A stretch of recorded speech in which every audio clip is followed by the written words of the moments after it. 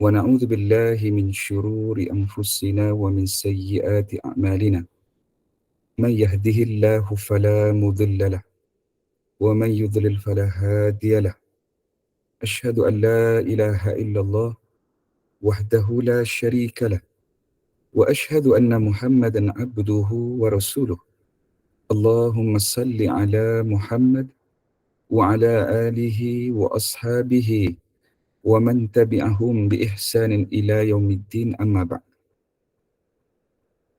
يا أيها الذين آمنوا اتقوا الله حق تقاته ولا تموتن إلا وأنتم مسلمون سبحانك لا علم لنا إلا ما علمتنا إنك أنت العليم الحكيم ولا حول ولا قوة إلا بالله العلي العظيم رب اشرح لي صدري ويسر لي أمري واhlul 'uqdatam min lisani yafqahu qawli amma ba'd.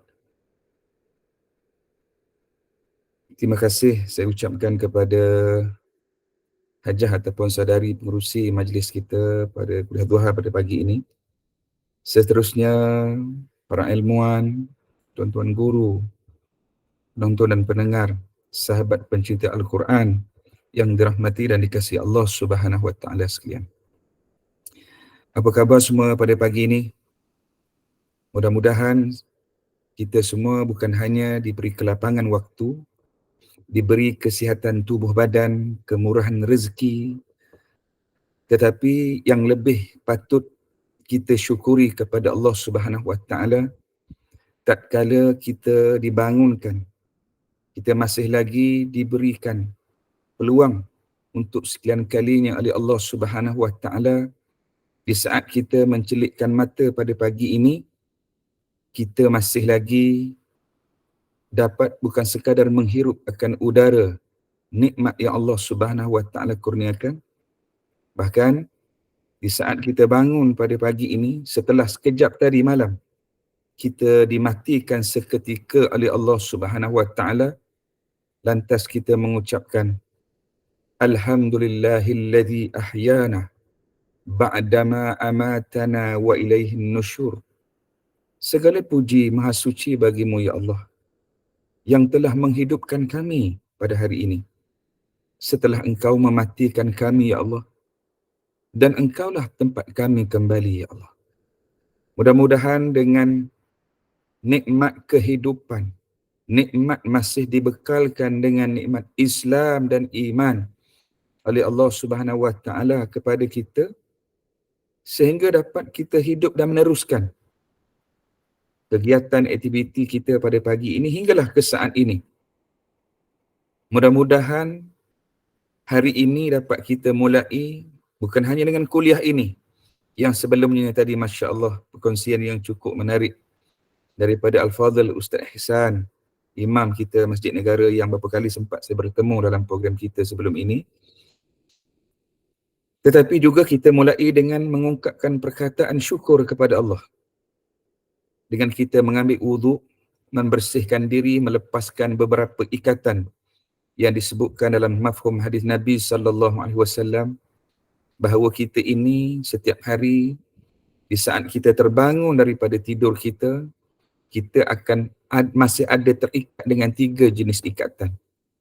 Ikatan yang pertama ketika kita bangun, kita mengucapkan doa kepada Allah. Doa yang saya bacakan tadi. Mudah-mudahan ia menjadi satu kelaziman, ianya menjadi satu amalan yang tidak pernah akan kita tinggalkan. Kemudian kita melepaskan ikatan yang kedua dengan kita berwuduk kepada Allah. Dengan wuduk yang penuh kesempurnaan, kerana itu juga sebagai prasyarat kepada kesempurnaan ibadah salah yang kita laksanakan. Ianya nampak kecil, ya, dalam keadaan kita bangun, dalam keadaan mengantuk, dalam keadaan sejuk, dalam keadaan malas dan sebagainya. Tetapi apabila kita nak membersihkan diri kita untuk menghadap Rabbul Jalil, kita akan memastikan diri kita ini dibersihkan. Kita akan memastikan pakaian persediaan kita untuk menghadap Rabbul Jalil dalam keadaan yang terbaik. Saban hari kita akan pergi ke tempat kerja, ke majlis, kita akan pastikan diri kita yang terbaik dari segi kebersihannya, pakaiannya, solekannya, persediaannya. Tetapi apabila kita menjadikan hubungan kita dengan Allah Subhanahu Wa Taala dalam keadaan kita berwuduk dan bersalat dalam keadaan yang terbaik pada diri kita, pakaian kita dan tempat salat kita, mudah-mudahan itulah kualiti yang menggambarkan hubungan kita dengan Allah Subhanahu Wa Taala. Dan akhirnya kita akan melepaskan ikatan belenggu syaitan yang terakhir dengan kita mendirikan solat. Dan sudah tentu apabila ketiga-tiga ikatan yang sudah kita tanggalkan ini semata-mata untuk mengabdikan diri kepada Allah Subhanahu Wa Taala, sudah pasti tangan kita, kaki kita tidak lagi dibelenggu, dikawal, dijaga dan diatur oleh makhluk yang bernama syaitan atau juga nafsu. Mudah-mudahan dengan terlepasan tiga ikatan yang kita gunakan dengan bersyukur kepada Allah dengan doanya, dengan wuduk yang sempurna, dengan ibadah salatnya, kemudian kita ikuti dengan ibadah-ibadah yang lainnya dengan cara yang sangat mudah, dengan cara yang sangat nyaman dan tenang dan dirasai kemanisan itu. Dan itu adalah mutiara-mutiara. Dan itu adalah buah-buah kemanisan iman yang dapat kita raih, yang dapat kita nikmati hasil daripada hubungan kita yang begitu teguh dan utuh kepada Allah Subhanahu Wa Taala. Muslimin muslimat yang dirahmati dan dikasihi Allah Subhanahu Wa Taala. Jadi dengan nikmat yang besar itu, jangan sesekali kita kufuri. Jangan sesekali kita ingkari ataupun kita lupakan. Kerana memang menjadi syarat utama ataupun tujuan utama penciptaan kita kepada Allah Subhanahu Wa Taala ialah untuk mengabdikan diri kepada Allah. Mengabdikan diri kepada Allah Subhanahu Wa Taala. Walaupun hari ini mungkin hari Minggu, hari rehat kan.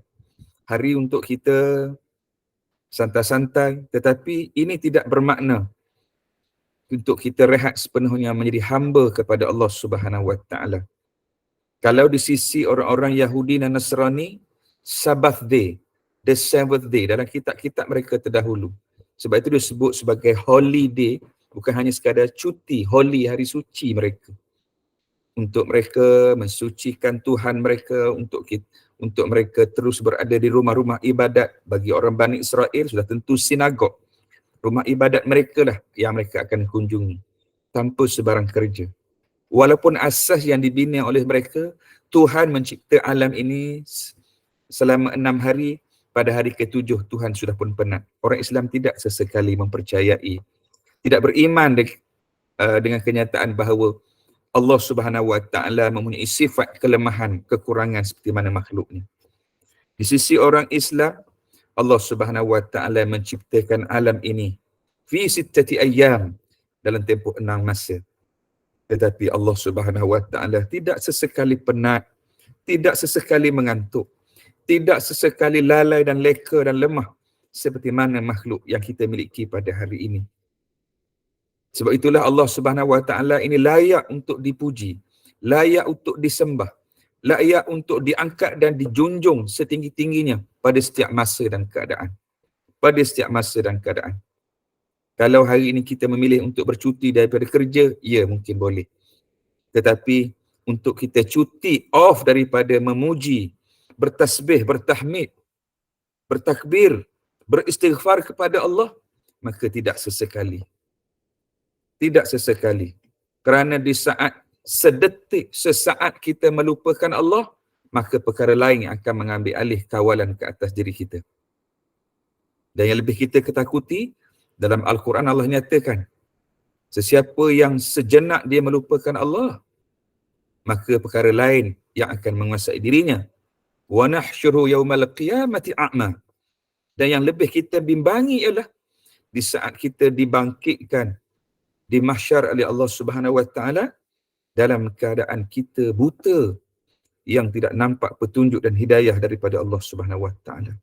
Justru muslimin, muslimat, sahabat-sahabat pencipta Al-Quran yang dirahmati Allah, marilah kita mengambil peluang keemasan, Di saat kita hari ini mungkin tidak dibebani dengan kerja seperti mana hari-hari semalam dan sebelumnya, kita mengambil ruang ini untuk kita lebih hampir mengabdikan diri kepada Allah. Dan sekiranya kita hilang nikmat mengabdikan diri, beribadah, bertasbih, beristighfar, bertahmid dan beribadah kepada Allah, menyesallah dan menangisilah akan kehilangan itu. Kita mungkin menangisi kehilangan apa yang kita sayang di atas dunia ini. Sama ada di kalangan manusia, sanak saudara, keluarga, harta benda, pangkat, apa yang kita cintai. Tetapi tak kala seorang hamba itu hilang kenikmatan, kemanisan hubungannya dengan Allah, maka inilah wajar yang lebih diratapi dan dikesali berbanding apa yang hilang di dunia ini. Subuh berjemaah tadi yang kita tinggal tidak dapat kita ulangi. Puasa sunat pada hari Khamis 2 hari yang lalu yang telah kita tinggalkan tidak dapat kita kembali. Dan kita berharap kita dapat bertemu dengan Khamis ataupun Isnin yang akan datang. Kita berharap besok pagi kita masih dihidupkan oleh Allah sehingga kita boleh menuju ke masjid. Sebab itu dalam Quran Allah kata apabila seorang hamba Allah sudah pun meninggal, dia berharap Allah akan menghidupnya sesaat. Berilah peluang kepadanya seketika untuk apa? Untuk dia kembali pada keluarganya, untuk dia kembali ke tempat kerjanya, untuk dia kembali untuk meraih pangkat dan seluruh hartanya. Tidak. Dia minta kepada Allah, hidupkan Allah, ya Allah kami seketika untuk kami kembali melakukan ibadah salat, ibadah yang saleh kepadamu ya Allah. Subhanallah. Duit di atas dunia kita seling dengar orang kata, Ustaz, duit boleh cari. Betul tak? Ustaz, saya rugi RM1,000, insya-Allah Allah gantikan. Itu biasa kita dan kita yakin dengan rezeki itu. Tetapi tak kala kita telah pun terhalang daripada melakukan ketaatan kepada Allah dengan salat jemaahnya, dengan bacaan Qurannya, dengan zikirnya. Nabi kata, jangan biarkan lisan kamu ini basah, kering, melainkan ia sentiasa rotban min zikrillah, sentiasa ia dibasahi dengan zikir kepada Allah Subhanahu wa taala. Jadi para penonton, para pendengar, sahabat-sahabat pencinta Al-Quran yang dirahmati Allah Subhanahu wa taala, sekiranya kita dihalangi, kita dipayahkan, kembali kita bermuhasabah tentang diri kita. Kenapa diri aku ini berat? Kenapa diri aku ini payah dalam soal akhirat nak menuju kepada Allah? Walha dalam perkara dunia yang lain, bahkan yang lebih dahsyat lagi, perkara yang melalaikan dan maksiat, diri aku ini cukup mudah, cukup ringan, cukup seronok dan cukup suka, maka kita kena bermuhasabah. Ibnu Umar radhiyallahu anhu, seorang sahabat yang dianggap orang yang cukup konsisten, komited dalam menjaga sunnah Nabi SAW. Apabila dirinya terhalang selama sebulan daripada mendirikan solat subuh secara berjemaah, dia mula mempersoalkan tentang hubungannya dengan Allah Subhanahu Wa Taala. Maka apakah bentuk hukumannya yang Allah nak tunjukkan pada dia sehingga Allah Taala menghalanginya? Dia tengok dari sudut itu, muhasabah diri. Ada setengah orang dia tengok nikmat. Aku tak dapat solat subuh tu pun tak apalah. Sekurang-kurangnya aku sembahyang subuh di rumah. Kita ada alasan itu kadang-kadang.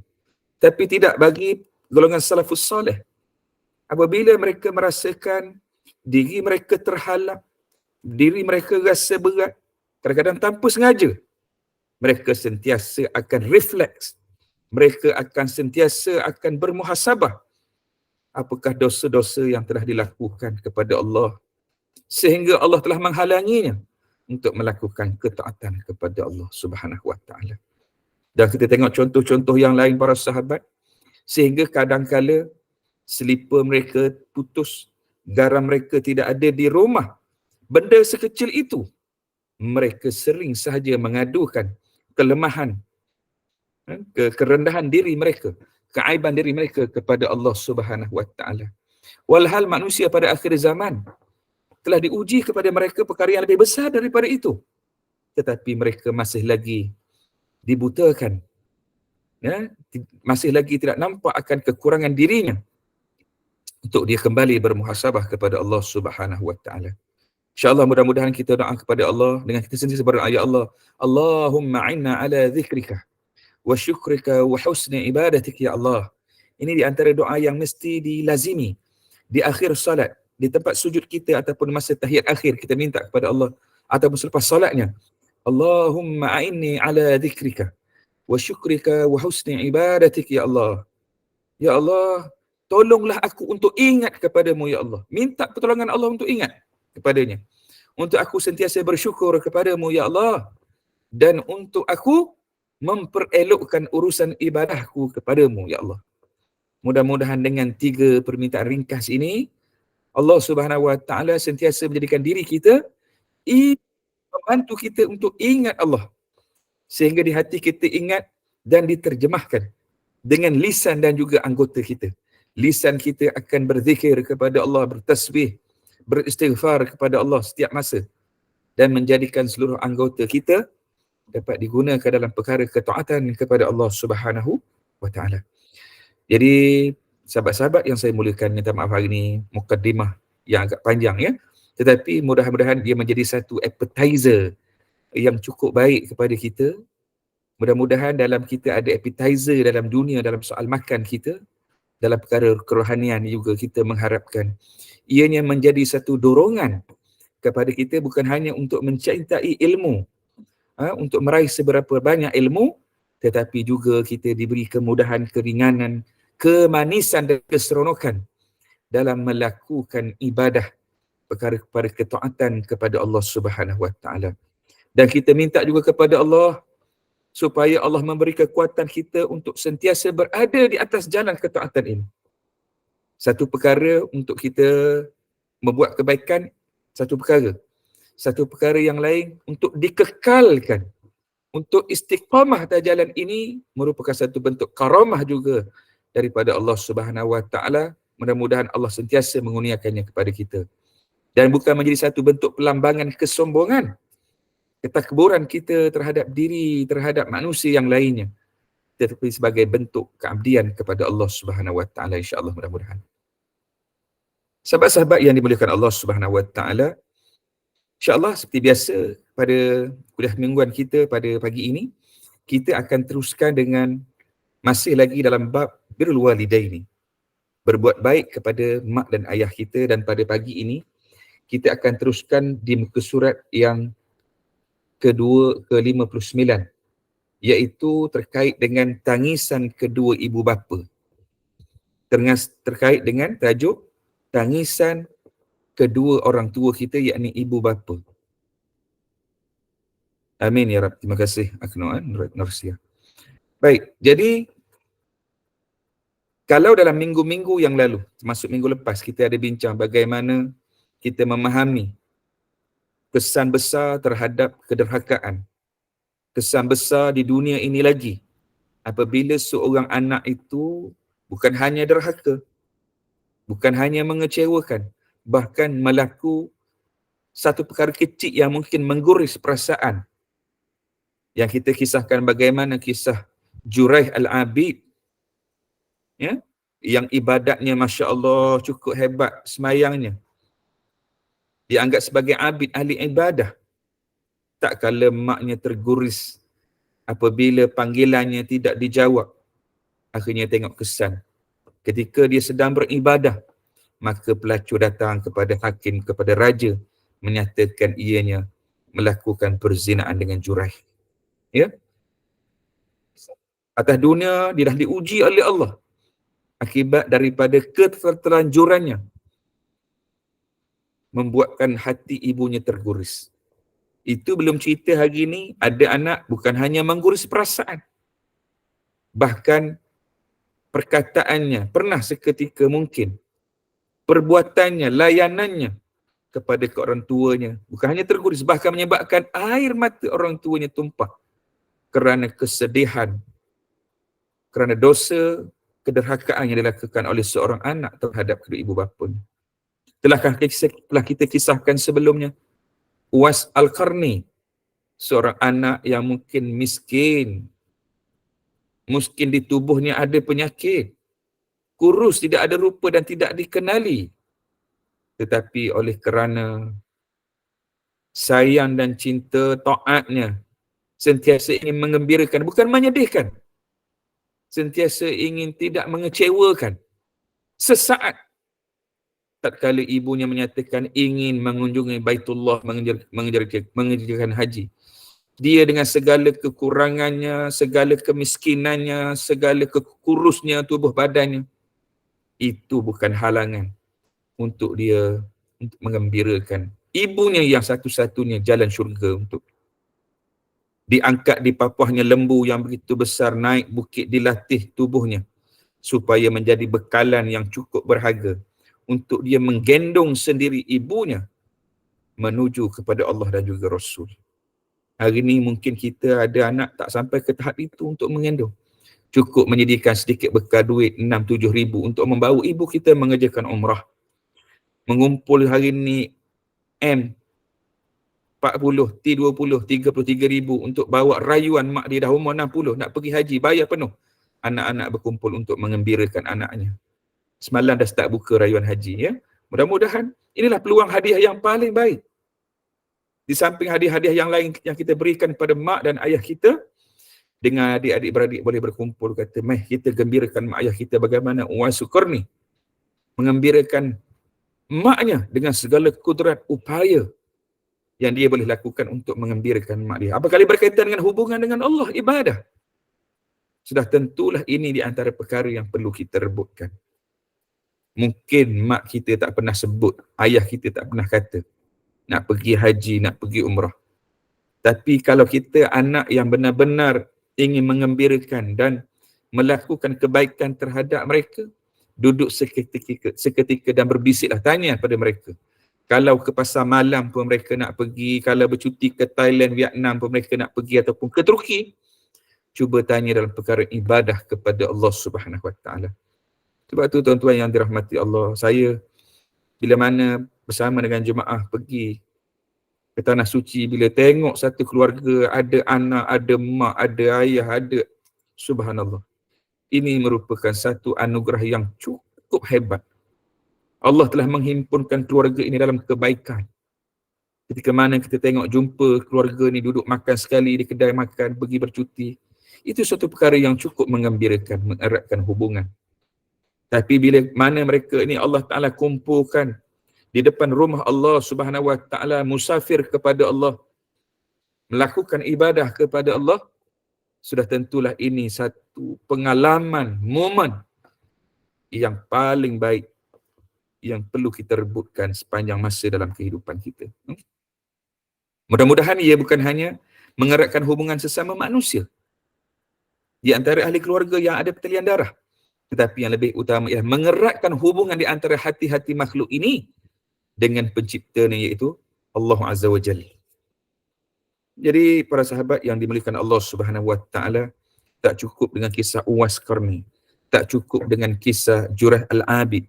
Kita juga ingat kisah-kisah dulu, bagaimana seorang hamba yang terperangkap dalam gua, yang sebenarnya cerita dekat sahabat-sahabat dulu, bagaimana tidak ada usaha dan upaya dia nak keluar daripada gua yang telah pun tertutup, melainkan dia teringat akan satu amalan yang baik yang dia korbankan seluruhnya demi untuk orang tuanya, hanya kerana memberi minum susu kepada mak dan ayahnya dalam kehausan, dan sanggup tidak memberikan kepada anak-anak dan juga isterinya, yang akhirnya amalan itu dia bertawassul dengan amalan yang nampak kecil, memberi minum kepada kedua orang tuanya, menjadikan asbab, wasilah kepada doanya diangkat dan dimakbulkan oleh Allah Subhanahu Wa Taala, sehingga ia dilepaskan daripada belenggu terperangkap dalam gua itu. Kalau kita boleh ambil mafhum yang lebih luas lagi, siapa yang tolong, ni tolong orang awam ni dari segi umumnya, siapa yang tolong orang dalam keadaan dia dizalimi ke, dalam keadaan tersepit dalam hidup dia, kita melepaskan beban pada dia, pada saat itu, sepanjang masa itulah Allah Ta'ala dalam pertolongan Allah. Allah akan tolong dia. Apatah lagi apabila seorang anak itu bukan sekadar melepaskan beban, melepaskan beban pada mak ayah dia. Kalau boleh bil elektrik, bil air, belanja, makan, minum. Ya. Walaupun mungkin setengah mak ayah kita ada pencen hari ni, kan ada gaji, kalaupun dia tak nak sekalipun. Tetapi apabila kita orang beriman ni, bila baca Quran, kita baca dengar fastabiqul khairat wasari'u ila maghfiratin. Semua laju-laju tu. Dalam perkara akhirat baik ni, semua Allah suruh laju. Infiru ilallah. Bergegas. Berlumba-lumba. Wasari'u. Bercepat-cepatan. Kita akan rebut. Sebelum Kak Long pergi, Kak Angah ambil dulu. Sebelum Kak Angah sampai, Acik offer dulu. Sebelum Acik acuh pergi dulu. Kan seronok kan? Mak sentiasa gembira sebab dia tahu anak dia berebut. Kalau anak dia cemburu sekalipun tak apa. Cemburu sebab berebut nak melakukan ketaatan kepada Allah. Kan? Bukan menjatuhkan. Bukan cerita lain. Bukan Along nak jatuhkan, Acik nak jatuhkan. Tidak. Anak ni dia bersaing secara sihat. Kan? Untuk berebut-rebut, untuk mengembirakan, bukan untuk menyebabkan kekecewaan, tangisan orang tuanya. Na'udzubillah min dzalik. Ya. Kalau nak menangis sekalipun mak ayah, biar perkara kebaikan. Contohnya, kita bawa mak ayah kita pergi ke Mekah, tengok dia menangis je depan Kaabah. Dia menangis. Selain daripada mungkin dia rasa seronok dalam ibadah, dia mengisafi tentang kesalahan dan dosanya. Tanya mak, kenapa mak menangis banyak ni? Dia kata dia bersyukur, tak sangka anak dia boleh bawa dia sampai ke sini. Subhanallah. Itulah tangisan. Tangisan yang bukan sebab kekecewaan, bukan sebab terguris perasaan, tetapi satu tangisan yang benar-benar rasa syukurnya, rasa gembiranya terhadap sumbangan, terhadap kebaikan, bakti yang diberikan oleh anak kepada dirinya. Mudah-mudahan begitu kan.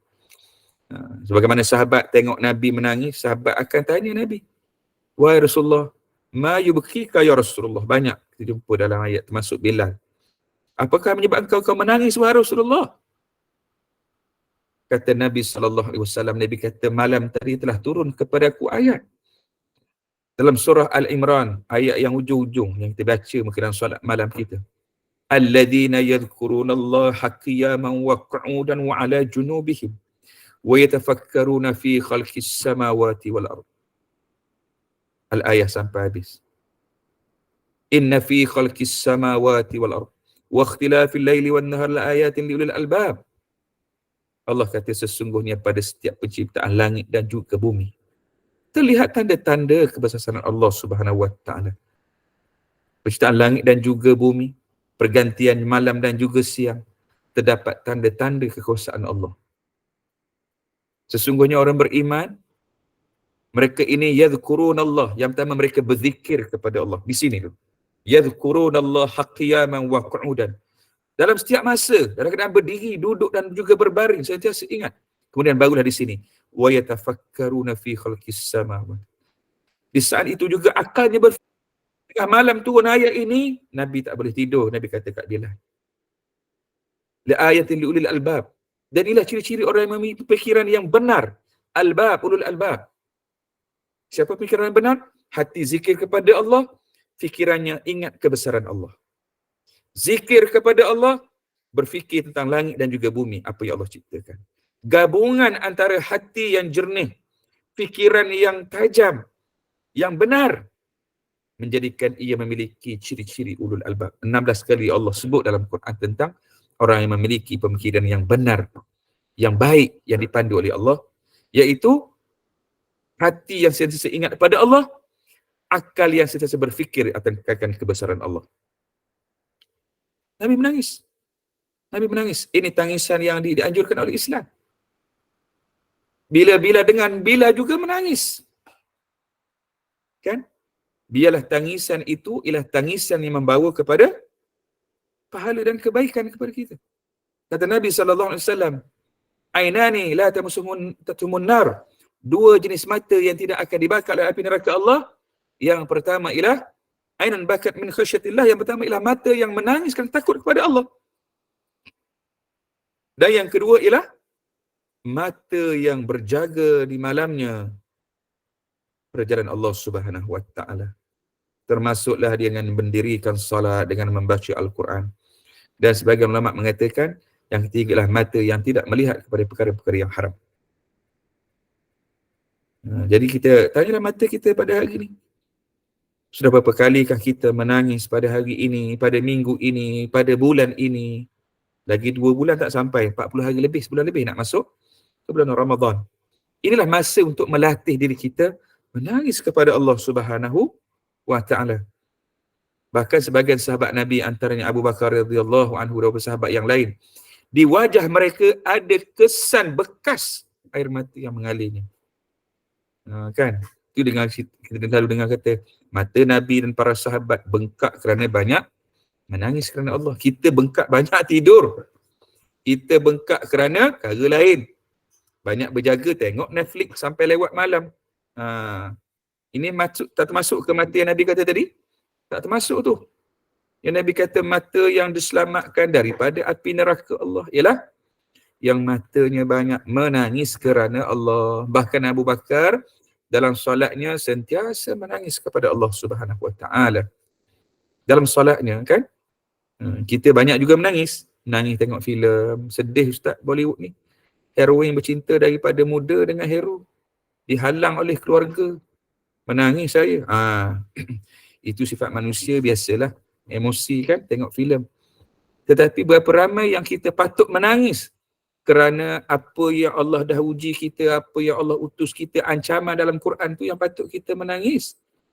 Bila kita baca ayat, sesungguhnya sangatlah rugi, sangatlah Allah mencela orang-orang yang malas bersolat. Kita kata kena pada kita, hingga kita menangis. Orang yang menangguh-nangguhkan taubatnya kepada Allah. Orang yang tidak mengambil iktibar. Orang yang berulang-ulang kali datang pesanan petunjuk kepadanya, hatinya masih keras untuk berubah kepada Allah. Kan? Sepatutnya begitu tersentuh hati kita. Tapi kerana kerasnya hati kita, dengan banyaknya ketawa, banyaknya laganya kita ini, sehingga menjadikan kita sukar untuk menangis. Kan? Bahkan lagi apabila di hati mereka ini dipenuhkan dengan dosa dan maksiat kepada Allah, hatinya tidak akan sesekali tersentuh dengan ayat-ayat Allah. Hatinya tidak akan tersentuh dengan hadis-hadis Nabi SAW. Hatinya tidak akan tersentuh tatkala dia beribadah, dia sujud. Dia merasakan dirinya rendah begitu hina di saat punggungnya lebih tinggi daripada kepadanya bersujud kepada Allah. Sehingga tangisannya itu, seduannya itu, sebenarnya terseduh-seduh itu menunjukkan tandanya dia sebagai hamba yang dekat merintih, yang bersimpuh kepada Allah Subhanahu wa Ta'ala. Dan Allah sangat mencintai akan hamba-hambanya yang datang merintih kepada Allah. Allah ingin bermanja dengan hamba-hambanya. Dan kita juga bermanja dengan Allah Subhanahu wa Ta'ala. Kita dah cukup banyak bermanja dengan dunia, dengan keluarga, dengan suami, dengan anak-anak kita. Tapi beberapa kali kita sentiasa bermanja dengan Allah Subhanahu wa Ta'ala. Dengan kita simpuh, dengan kita duduk menangis dan merintih kepada Allah, menyebut-nyebut akan dosa-dosa dan kesalahan kita kepada Allah Subhanahu wa Ta'ala. Saya teringat bagaimana hebatnya Atha bin Abi Rabah, seorang ulama tabi'in, apabila dia datang melawat seorang khalifah yang bernama Hisham bin Abdul Malik, yang sebelumnya dia juga sebelum itu Atha bin Abi Rabah menjadi seorang muftinya kepada kepada Hisham, iaitu Sulaiman bin Abdul Malik. Ketika dia datang jauh daripada Mekah menuju ke Damsyik, menuju kepada khalifah, dia masuk ke dalam istananya dengan penuh kerendahan, datang dengan keldainya yang tua, dengan pelapik keldainya yang begitu buruk dengan kayu. Sedangkan pada waktu itu mufti-mufti, orang-orang yang dilantik oleh khalifah dengan jawatan tertentu, mereka memiliki kuda-kuda yang besar, pengawal-pengawal yang mengiringi mereka. Atha bin Abi Rabah ketika masuk dalam istana khalifahnya, didudukkan di sebelah khalifah sendiri. Apabila dia mengatakan, dia datang kepada khalifah, dia kata, wahai Amirul Mukminin, sesungguhnya tetangga Allah, jiran Allah dan juga Rasulnya belum dapat lagi bayaran gaji mereka yang berjuang kerana Allah. Laksanakan gaji-gaji untuk mereka. Khalifah take note, ambil sebab mufti yang lapor, minta pegawai catat, segerakan. Wahai Amirul Mukminin, sesungguhnya pejuang-pejuang Islam yang ada di perbatasan, di sempadan masih berjuang, belum mendapat gaji-gaji mereka lagi, engkau lambat. Khalifah Akur minta pegawai catat, berikan kepada mereka. Disebutkan 2-3 perkara lain, termasuk wahai Amirul Mukminin, orang-orang bukan Islam, di bawah jajahan Islam masih lagi belum mendapat hak-hak mereka. Tunaikan tanggungjawab kamu kepada mereka, kamu lupa ini. Khalifah mencatat dan akur kepadanya. Disebutkan semuanya. Sehingga akhir sekali Khalifah bertanya, wahai Atha' bin Abi Rabah, apa lagi hajat kamu datang sejauh ini? Untuk hanya sekadar menceritakan tentang keperluan manusia? Apa keperluan kamu pula sekarang, wahai Atha' bin Abi Rabah? Subhanallah. Datang berminggu-minggu, berbulan-bulan perjalanan hanya untuk mengkhabarkan tentang urusan manusia. Tetapi dia tidak menjadikan pertemuan istimewa dengan khalifah itu untuk minta gajinya dinaikkan, untuk memberikan kenderaan baru untuk dirinya, pakaian yang baru, sedangkan dia seorang yang Allah uji badannya yang kurus, kakinya sedikit tempang, wajahnya ada sedikit kekurangan. Dia seorang yang berkulit hitam. Tetapi pada hari itu, para sejarah menceritakan, sekiranya hari itu kalau bergegarnya istana boleh bergegar kerana kalam ini. Di saat itu Atha' bin Abi Rabah dia bangun dan tangannya menunjukkan ke arah muka khalifah. Dia kata, wahai Amirul Mukminin, aku datang bukan tujuan untuk diri aku. Semuanya untuk rakyat yang telah engkau mungkin abaikan. Dan aku ingin bernasihat kepadamu, wahai Amirul Mukminin, apa yang ada di hadapan engkau sekarang ini, harta engkau, istana engkau, tidak akan memberi apa-apa makna kepada engkau. Dan ingatlah, wahai Amirul Mukminin, sesungguhnya engkau ini dilahirkan bersendirian. Dan engkau akan dimasukkan ke liang lahat secara bersendirian. Dan engkau akan dibangkitkan oleh Allah di mahsyar secara bersendirian. Takutlah kamu kepada Allah, wahai Amirul Mukminin. Bayangkan, seorang mufti yang dilantik boleh berkata nasihat begitu kepada khalifah. Sebab itu sejarawan mengatakan, sekiranya kalau Allah boleh bergegar istana pada waktu itu, inilah saatnya. Kerana kata-kata oleh Atha' bin Abi Rabah. Tapi adakah khalifah merasa terancam, merasa terkesan dan akan menghukumnya? Riwayat menceritakan bagaimana Hisham bin Abdul Malik bila mendengar kata-kata nasihat, peringatan daripada mufti yang dilantiknya, dia menangis dan memukul tongkatnya di atas tanah berulang-ulang kali. Betapa dia menginsafi. Inilah tangisan seorang pemimpin yang apabila ditegur akan kesilapan dan kekurangannya, dia menginsafi tentang dirinya kepada Allah Subhanahu wa taala. Jemaah muslimin, muslimat yang dirahmati Allah, ya. Jadi apabila kita mengingat tentang tangisan kedua orang tua kita, sudah tentulah kita akan meletakkan tangisan itu kepada diri kita pada hari ini. Dan apabila kita menangis kerana Allah Subhanahu wa taala, dan kita ingin juga mengajak manusia juga menangis kepada Allah. Seperti mana kisah para sahabat Nabi sallallahu alaihi wasallam, apabila mereka melihat wajah Nabi, tangisan yang cukup banyak.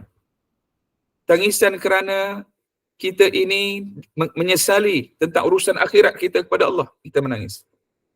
Adapun tentang urusan dunia, kita dah cukup banyak menangis pada hari ini. Kan? Kita rugi, gagal dalam perniagaan, dalam apa juga bentuk yang kita miliki, pada banyak kita menangis. Pasukan Malaysia seri dengan Korea, bukan menangis ya, menangis tanda gembira insya-Allah, mudah-mudahan kan.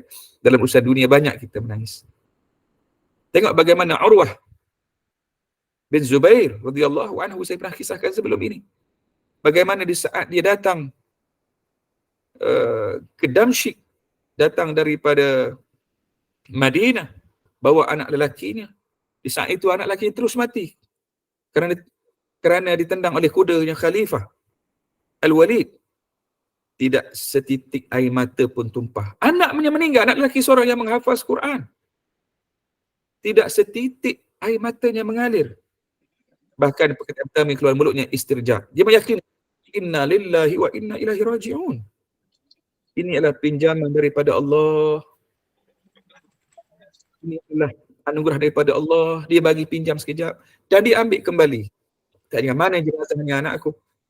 Dia yang memandikannya, dia yang menyolatkannya dan dia yang mengkebumikannya dengan tangannya sendiri. Tetapi para sahabat ini akan menangis mereka. Seperti mana menangisnya Khalifah Hisham bin Abdul Malik apabila walaupun istana mungkin bergegar, bangunnya Mufti Atha bin Abi Rabah dengan berdiri menunjukkan tangannya memberi nasihat kepada Khalifah. Dia tahu tangisan ini tangisan untuk Allah Subhanahu Wa Taala. Ya? InsyaAllah bila banyak menangis di dunia ini, tapi Allah Ta'ala akan memberikan khabar gembira. Sebab itu kita biasa dengar ungkapan banyak berdiri lama atas dunia dengan qiyam kita, mudah-mudahan tak lama berdiri di mahsyar untuk perhitungan. Banyak yang menangis, kurangnya ketawa di dunia ini, khusyuk dalam salat dan ibadah dan serius kita, menjadikan kita boleh tersenyum gembira dan ketawa di akhirat mudah-mudahan. Bukan bermaksud menghalang untuk kita gembira atas dunia, jangan salah faham. Kan? Kita berhak untuk dapat kegembiraan. Kita berhak untuk tersenyum. Melihat manusia. Jangan kata ustaz kena sedih ni maksud saya tak boleh langsung senyum kat orang ke tak. Ini iman, cabang iman. Sehingga Nabi kata la tahqiranna bil ma'ruf syai'a. Jangan kamu memandang remeh tentang benda-benda yang baik ni. Walaupun kamu menampakkan wajah senyuman pada kawan kamu. Itu perkara iman. Tetapi dalam urusan akhirat maksudnya. Kan? Yang disebut sebagai seimbang ni. Dunia yang baik, akhirat lebih kita beri tumpuan. Siapa yang mementingkan, menitik beratkan soal perkara akhiratnya, Allah Subhanahu Wa Taala akan memudahkan urusan dunianya. Sesiapa yang tekad usaha lebih menjaga urusan dalamannya, batiniyahnya, urusan agamanya, Allah Ta'ala akan memperelokkan urusan luarnya, lahiriahnya. Mudah-mudahan. Apabila kita tahu meletakkan keutamaan ini, kepentingan ini, nescaya kita takkan hilang kedudukan kebaikan yang kita ada di atas dunia ini. InsyaAllah mudah-mudahan. Jadi kita ambil poin yang ke-32, iaitu 31, tangisan orang tua. Apa kata? Telah mengkhabarkan kepada kami, Musa yang berkata telah mengkhabarkan kepada kami, iaitu Hamad bin Salmah. Apa dia kata? Dari Ziyad bin Misrak, dari Sa'ad. Tapi salah bahawasanya mendengar daripada Ibnu Umar, dia kata sesuatu yang menyebabkan tangis kedua orang tua adalah termasuk perbuatan derhaka dan dosa besar. Jangan, saya sebut tadi tu, jangan kita buat mereka menangis kerana kederhakaan, perlakuan, mimik muka, gerak badan, apa semua yang kita sebut mungkin facial expression. Kan, mak kita kenal kita, ayah kita kenal kita. Kita boleh tarik muka masam, kita boleh buat badan kita membelakangi mereka. Jangan sesekali. Cuba sedaya upaya untuk sepenuhnya berkhidmat kepada mereka. Setelah kita ingat bagaimana mereka telah mengorbankan seluruhnya jiwa raga mereka terhadap kita sewaktu kita kecil dan sebelum kita muncul di atas muka bumi Allah Subhanahu Wa Taala ini. Jangan sesekali kita, bahkan kita gantikan dia dengan kita memberikan sentiasa kegembiraan. Kalau tadi kita kata senyum pada orang biasa pun dah menjadikan satu daripada cabang iman kebaikan yang dianjurkan oleh agama Allah Subhanahu Wa Taala. Apatah lagi kalau muka manis, kegembiraan itu, wajah yang ceria itu kita tampilkan kepada kedua orang tua kita. Walaupun mungkin kita penat, walaupun mungkin kita tengah susah, ada masalah, ini ujian. Kan? Kita akan cuba menyembunyikan. Kita ambil dia kat rumah kita sampai masalah banyak ni. Dan juga malah kadang kita ni dia bawa masalah ni kan. Tapi bila kita baca hadis, kita belajar setiap pagi ni, aku tak nak beban masalah ni aku bawa pada mak ayah. Bahkan aku mengharapkan doa mereka. Kalau ada ruang pun kan, lepas kita makan tunjuk rasa seronok, duduk dengan dia orang, kejap nak balik dah, kata mak minta doa untuk saya boleh tak? Kan? Yakinlah bahawa doa mereka ini, redha mereka ini, permintaan mereka kepada Allah Subhanahu Wa Taala itu sangat hampir kepada kita. Sangat hampir. Kita yang memerlukan mereka. Kita yang memerlukan. Ingat begitu je. Walaupun mungkin kita bagi duit belanja dia sekarang, kita bagi. Tak ada tandingnya. Redha mereka, kasih sayang mereka, doa mereka, mustajabnya mereka kepada Allah jauh lebih utama dari apa yang kita keluarkan. Adakah mentang-mentang kena, mak, 10 tahun ni saya bagi belanja mak. Kan? Saya yang mak duduk menumpang rumah saya. Jangan sesekali keluar perkataan itu. Na'udzubillah min zalik. Bermakna mak kena ikut kata saya. Tak. Never ever. Walaupun mungkin kita kata mak mentua kita lebih baik pada mak kita. Mungkin makcik kita. Sesekali mereka tidak boleh mengambil tempat. Tidak ada tempat yang mereka boleh menggantikan kedudukan ibu dan ayah kita. Apabila kita menjadi hakikat itu, kita sesekali tidak akan membuatkan mereka berkecil hati dan bersedih. Apatah lagi menangis kepada Allah kerana lantaran kederhakaan, kejahatan, na'udzubillah, yang kita lakukan terhadap mereka sama ada dengan kata-kata, tindakan. Kita yang mungkin tulisan, hari ni mungkin tulisan. WhatsApp hari ni kan. Mak kata sepatahnya rasa nak makan benda ni. Tak sedap. Tengok ayat kita. Tak sedap tu mak. Tengok tu kan. Kita fikir apa yang kita suka. Bukan kita fikir apa yang mak kita suka. Melainkan perkara yang haram lah. Tak ada mak kata rasa nak makan babi panggang. Tak ada. Na'udzubillah. Mak baru kata rasa nak makan kuih ni lah. Oh, mak, kalau bahasa nasihat yang okey tak apalah. Boleh mak cari, tapi kita makan sikit mak ni bahaya ni, yang manis ni. Mak dah kecil manis. Tu tak apa lagi nasihat untuk kebaikan. Ni awal-awal lagi, sebab aku tak suka nak makan ni, kita pun terus pancung mak kita. Dia suka, gembirakan. Macam mana kita masa kecil tu, gula-gula hari-hari. Dia tahu gula-gula tak baik, tapi nak gembirakan kita, beli hari-hari, tahu. Kita balik sekolah, dia singgah kedai beli. Dia balik ke pejabat, dia ingat kita beli. Kita lupa dah semua tu, kita lupa dah. Kita bercakap benda yang dia orang manusia tak faham pun, dia cuba ajuk, dia cuba sebut satu-satu. Mak kita baru ulang cerita, orang tua ni kadang-kadang perasan tak, dia suka ulang cerita yang sama. Kadang panjang lama kan, kita ni, iyalah tu. Tengok, gaya menjawab pun. Kan? Sepatutnya balik mak cerita ni, tunjuk keseronokan cerita. Oh iya ke? Soalan benda tu baru. Dia seronok. Dia kata, anak aku ni. Dia pun ingat balik kau mungkin. Aku rasa aku cerita kat dia, kat anak lain dah 3-4 kali dah. Cuma dia layan dengar ni macam seolah-olah kali pertama kan. Tak jemunya. Tidak jemunya dia mendengarnya. Dan begitulah sikap seorang ibu tak kada menyantuni anaknya ketika kecil. Tangisan kita dengar hari ni, bosan nak menangis. Mungkin sebagian lelaki lah kan, ini sikap ibu ni.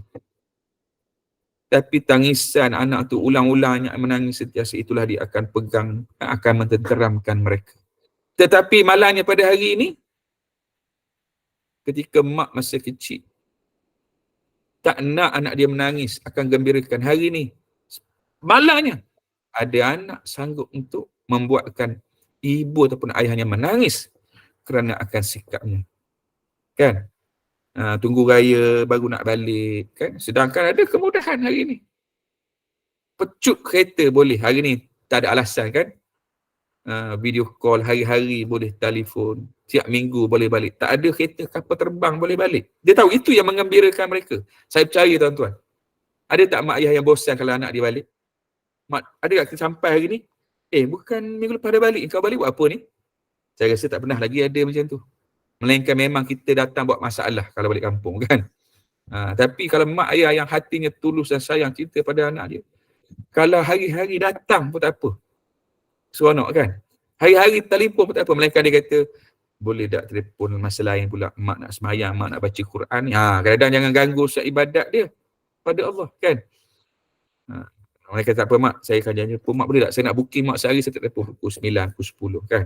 Sampai kan ada mak-mak bercerita, mak rindu lah, kau 2 hari tak telefon, biasanya siap hari kau telefon. Tengok, itu pun mungkin perkara yang kecil dalam konteks hubungan kita pada hari ni dengan keluarga ataupun kedua ibu bapa kita. Kita boleh buat reunion sekolah, kita boleh buat reunion macam-macam lah kan, pergi kawan berkemah sini, ride sana, lelaki lah terutamanya pada hari ni. Kalau cik-cik Kiah ni rombongan-rombongannya banyak kan, Kan? Tapi dia lupa nak bawa ahli rombongan yang paling utama, yang untuk dia lebih utamakan, kan? Kadang-kadang mak dan juga ayah dia ke sana kemari dengan setaman, dengan surau, macam-macam lah, bagus. Tetapi berapa ramai pada hari ini yang mengembirakan mereka, kan?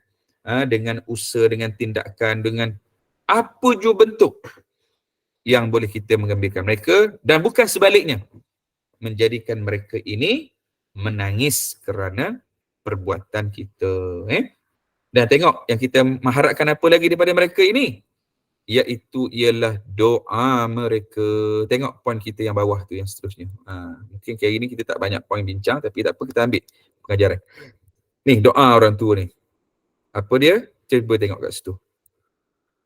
Telah mengkhabarkan kepada kami Mu'adz bin Fadlalah, ia berkata, telah mengkhabarkan kepada kami Hisham dari Yahya, yakni Ibnu Abi Kathir dari Ja'far, bahwasanya dengan Abu Hurairah radhiyallahu anhu berkata, Nabi sallallahu alaihi wasallam bersabda, "Thalathatu da'awatin mustajabatun la syakka fihin, da'watul mazlum, wa da'watul musafir, wa da'watul walidi 'alal waladi." Allah Rabbi. Tuan-tuan, tengok ni. Nabi kata ada 3 doa yang pasti dikabulkan. Lepas tu saya sebut, kita yang berhajat kepada mereka. Setiap masa, ingat, kita yang berhajat semua benda. Set dalam minda kita, set dalam minda kita. Walaupun aku bagi dia macam-macam, walaupun dia dah tua, walaupun dia mungkin nyanyuk, jangan. Aku sentiasa berhajat. Selagi mana dia hidup ada nyawa, aku mengharapkan setiap detik dan saat, aku nak kebaikan daripada dia. Itulah syurga aku, itulah kebaikan aku. Setiap saat letak. Dan walaupun ada benda kekurangan, benda apa jua sekalipun, kita dah bincang dulu, walaupun mereka mungkin orang yang tak baik dalam agama, mungkin mereka kafir sekalipun, dia bukan satu alasan untuk kita tidak mendapat restu dan kebaikan daripada mereka. Iaitu apa doa yang Allah pasti kabulkan? Yang pertama, doa orang yang tertindas, orang dizalimi. Ya? Ni mungkin tak kena pada semua orang, betul tak? Dan doa orang yang bermusafir. Ni juga kadang-kadang jarang kita ambil tahu dan juga kita ingatkan. Kita ni pergi musafir banyak-banyaklah berdoa dalam perjalanan. Daripada duduk pasang kaset lagu, kan? Di samping tu doa banyak. Sebab dalam musafir ni antara perkara yang Allah akan mudahkan perjalanan doa orang yang berdoa kepada Allah. Kan? Sebab tu kalau jumpa kawan kita ni, kau nak pergi mana ni? Aku nak pergi Mekah. Dalam perjalanan yang lupa doakan untuk aku. Benda kecil, tengok. Orang Islam dia tiasa nak kebaikan. Dan kita sendiri berdoa kepada Allah. Ya? Berhenti solat, dalam nak musafir tu, kita berdoa, kan? Berhenti solat dekat RNR, itulah ruangnya untuk kita banyak berdoa kepada Allah. Dan yang ketiga, ada riwayat ni berbeza-beza. Ada yang kata orang yang berpuasa sehingga dia berbuka, itu juga mustajab doa. Sebab tu, kalau kita puasa nanti, tak tunggu bulan Ramadan, puasa Isnin hari Khamis, banyakkan berdoa. Sebab di saat itu, orang yang berpuasa sebelum dia berbuka, doanya mustajab, dijawab oleh Allah. Banyakkan berdoa, kan, kepada Allah. Iaitu doa kedua orang tuanya untuk anaknya. Ya Allah. Doa orang tua untuk anaknya. Jadi kita sangat mengharapkan doa orang tua kita. Ingat tak dulu kita baca hadis Abu Hurairah, dia jumpa mak dia, sebelum dia keluar rumah, dia bagi salam ke mak dia, dia mendoakan keberkatan untuk mak dia. Dan mak dia membalasnya juga, wahai anakku, semoga segala keberkatan, segala kebaikan, panjang umur, rezeki juga untukmu, Allah. Mudah-mudahan on the spot Allah Ta'ala bagi. On the spot. Jadi tuan-tuan yang dirahmati dikasihi Allah Subhanahu Wa Ta'ala, masa tidak mengizinkan kita dah sampai kepada akhir kuliah kita pada hari ini. Mudah-mudahan hanya mungkin 2 poin yang kita bincang pada hari ini berkait dengan tangisan terhadap orang tua kita, mungkin tangisan secara umum tentang diri kita. Yang kedua ialah tentang doa yang tidak akan ditolak oleh Allah Subhanahu Wa Ta'ala, antaranya doa kedua ibu bapa kita. Jadi berbuat baiklah kepada mereka, nescaya kalau tanpa kita suruh dan minta sekalipun, kita yakin dan percaya redha doa naluri hati mereka yang menginginkan kebaikan kepada kita, mudah-mudahan yang akan dimakbulkan oleh Allah dan menjadi asbab kepada kebaikan, kemudahan, keberkatan kehidupan kita di dunia ini dan lebih-lebih lagi apabila kita datang menghadap Allah Subhanahu Wa Taala yaumul qiyamah, insya-Allah. Jadi kita berhenti kat sini dulu. Terima kasih kepada sahabat-sahabat yang bersama pada pagi ini. Saya kembalikan kepada admin kita. Assalamualaikum warahmatullahi wabarakatuh. Waalaikumsalam warahmatullahi wabarakatuh. Alhamdulillah, alhamdulillah, syukran jazilan kasiran Al-Fadhil Ustaz Muhammad Hasbi di atas penerangan tazkirah kita, kuliah kita yang sangat-sangat bermakna pada pagi ini. Sama-sama kita mohon kepada Allah Subhanahu Wa Taala agar kita tidak tergolong di dalam golongan anak-anak yang menjadikan orang tua kita menangis disebabkan kita. InsyaAllah kita juga minta kepada Allah semoga kita menjadi ibu bapa yang sentiasa mendoakan anak-anak, insyaAllah. Terima kasih Ustaz sekali lagi dan kepada seluruh jemaah Halaqah Maya kita yang hadir pada hari ini. Semoga sama-sama beroleh keberkatan dan juga manfaat daripada apa yang telah kita pelajari hari ini. Untuk makluman semua, selepas ini kuliah duha kita akan bersambung bersama dengan Al-Fadhil Ustaz Faizur Rahim bin Muhammad Alwi untuk pengajian tafsir berkitab surah Al-Ikhlas. Jadi mohon sahabat-sahabat yang berkelapangan kekal di dalam din yang sama untuk kita teruskan lagi dengan kuliah duha selepas ini. Baik, untuk slot ini saya mohon ampun dan maaf sekiranya ada tersalah kata, terlanjur bicara, kesalahannya di mana-mana. Yang baik itu daripada Allah dan saya serahkan kembali majlis kita kepada Al-Fadhil Ustaz Muhammad Hasbi untuk sama-sama kita tangguhkan. Silakan Ustaz dan juga sedikit doa.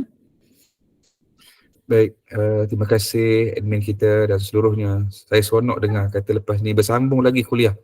Subhanallah, mudah-mudahan Allah Subhanahu Wa Taala memberkati majlis ini, kumpulan ini yang sentiasa berada dalam atas jalan kebaikan, insya-Allah, dan tidak pernah jemu. Semoga Allah teguhkan kita sentiasa di atas jalan kebaikan ini, ya Allah, ya.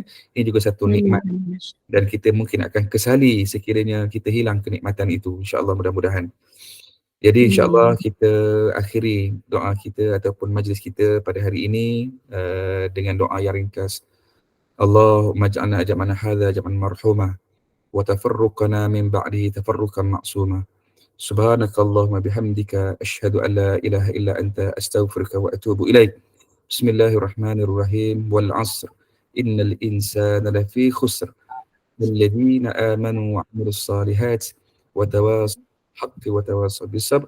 Wallahu a'lam bis shawab. Wassalamualaikum warahmatullahi wabarakatuh.